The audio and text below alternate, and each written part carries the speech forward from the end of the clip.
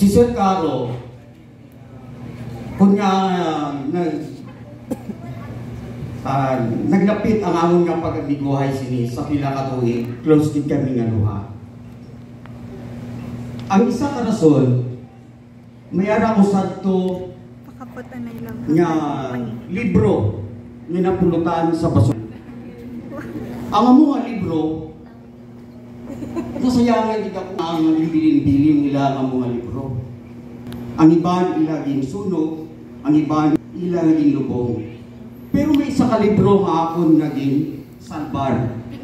Aging basa ko ang mga libro, sa dugay ko nga pagbasa, dito may isa ko dito nga nabasahan. English ako ba? English. Ang nabutang dito, gasoline. If you want to walk fast, walk alone. If you want to walk farther, walk together. If you want to reach your destiny, walk with the right person.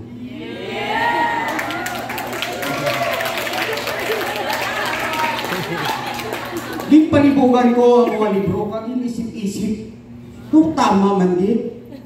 Amo to maging take note ko siya, kaging memorize ko permi. Amo na nga sa subong, ginahambal ko.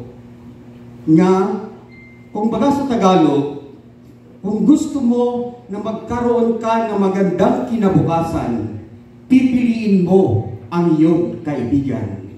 Tama? So, muna isa ka rason, kung nga ang nagdugay ang amon pag-updanay ni Sir Caro, tungod kay nakita ko nga isa siya sa mga right person nga dapat nimo permi maging kaupod. Amo na nga nagdugay ang amon nga pag-updanay. Kay nakitaan ko sa iya kung ano siya nga klase ka tao. Ang ginapangita ko sa isa ka tao nga kung sa diin ang iya nga pagkatao, yung baga kung sa Tagalog pa, ang kanyang katangian ay hinahanap ko sa isang tao ay nakita ko sa kanya.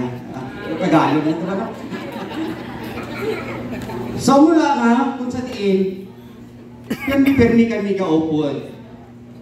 Una nga mahambal ko sa iya, siya nga tao mabuot. Nga nakahambal ko na si Sir Caro mabuot. Una, kung hindi siya mabuot, ang iya mga bata, hindi man na mabuot. Kaya nakita ko sa iya mga bata, nga mga mabuot. Kaya kung hindi na sila mabuot, why na sila nagmaestra subong? Kag si Sir Caro, sa nagsunod ako sa isa ka grupo, ang mga grupo, sa para ini siya sa mga tao nga mabuot, sa mga tatay nga mabuot. So nag-intra ako sa mga grupo, kaging kumbinsi ko man siya nga mag-intra. Kaya nakitan ko nga siya mabuot man. Ang mga grupo ginatawag nga utin. Ang mga grupo ginatawag nga utin. Alam niyo ba kung ano ibig sabihin ng utin? Organisasyon ng tatay na inaapi ng nanay.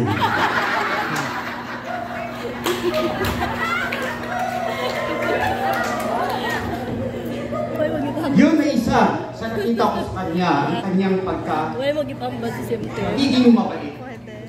Pangalawa, si Sir Caro ay napakagaling. Bakit mo sabi yan na siya'y magaling? Kasi kasama, palagi kaming kasama, isang liyabisan na namin dati. So pag meron ako, hindi alam, tinatanong ko sa kanya. So pamangkutan ko siya. Silin ko, pre, may araw ka problema ba?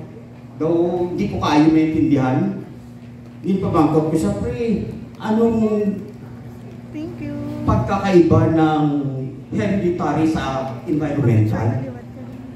Sabi niya, kasimple niya. Silin ko, i-explain ka rabi sa ako, kanang ito silingon. Silin niya, ang hereditary ang monipre. Kung ang bata sa asawa mo, kay tsura mo, yan ay tinatawag na hereditary. Pero kung ang bata sa asawa mo, kamukha ng kapitbahay mo, yan ay tinatawag na environmental. Pero kasi yan ka, bride. Saan naman ko naman ako liwat sa iya? Sili ko, pre. Kaya daw nag-successful ka naman. Kaya mo mga bata, professional na. Nami na yung balay.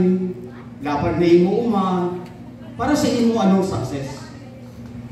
Sinabat ko naman ako, pre, ang success. For me, pre, success is relatives. Relatives? Nakakambal ka sila, pre, ang success is relatives. But ano, pre, if you are successful, you have many relatives. Ano man? Nga kung magsikat ka na galing, nga kung na nagapalapit sa imo, mapapakilala na ikaw pa rin nila. Di ba? Ako lang sa gihapon. So, nakasiling ako nga, ang kumpare ko, bright. Hindi lang mabuot, bright pa din. Ikatatlo, ang kumpare ko, hindi lang siya bright, pero pa hindi siya kapisan. Kaya nga, pero kami upod. Pero pa kami gaupod sa uma. Kung kisa, gaupta siya. Kaya nga man, nag-obra siya, way pa natapos siya obra, nagtanay siya sa gabi. Ano man yung adlaw ni man, hindi kahulat ni sa ako na, way patagalin tapos obra, dulong-dulong. Amo na iya nga ginahambal. Tapos yung kisa, maagil naman na siya, ano man yung ulan man, napamulat na pag-ani, nagulan doon. So amo na siya kapisan. Hindi lamang amo na siya, makitaan ko pagit, nga sa diin, sa ilang nga uma, aga pa dito na ni siya, basta na iya nga bayo sa pag-obra. Tapos halin sa uma, makato pa na siya sa eskwelahan para magtudlo. Amo na ako, isa makasiling ang iban nga si Sir Caro, lapit balaya, pero late. Tungod kay, why nila na intindihan ang sitwasyon ni Sir Caro. Tungod kay siya mapisan, ang iya oras ginakulang. Ang isa pagig nga mahambal ko nga si Sir Caro, guwapo. Kaya nga, kagi na nagseminar kami sa Davao.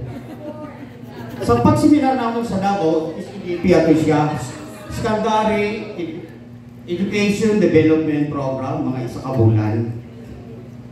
Ang amon na seminar. So nakalit kami din sa Marbel, pupod kami, tapos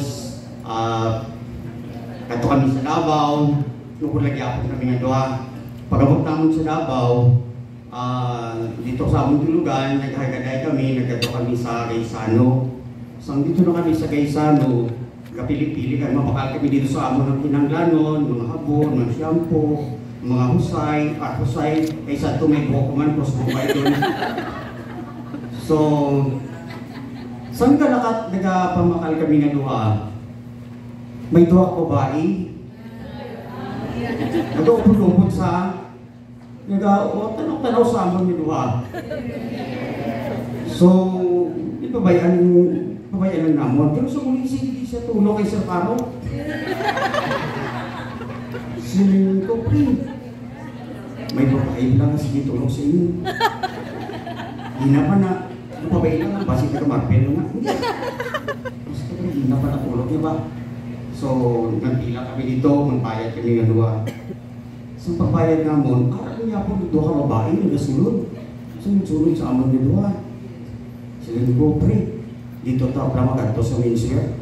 Dito naman ta mamakal, ang mawakata ka berikta. So, pagkato namon dito, ako duha ka babae, aral naman, upod-upod. Ano ni sila, papakal man, pre. So, kasi ginamon na lakad, pinapanilagan ko, sila ito delikado, diba? Nga, ginapagiging pulupot sa isaton ba? Basi mga mga impigin mo lang. Basi mga may mission sila pala. So, hindi mo namon, sila niya, bahay pa pre, masulot sa sinihan. So, nagsulot kami sa sinihan. Kanto kami dito sa lugar na may kaayos nila pungko. Nagpungko kami dito nga duha. Dugay-dugay. Pinaga na mo, nagduha ka bayar naman sa amon nga tupad. Pre, delikado yun. Tapos sa kinatanaw pag inamon nga pelikula, bukas hindi ka na sisikatan ng araw. Grabe, kulbaan na kami. Delikado, di ba?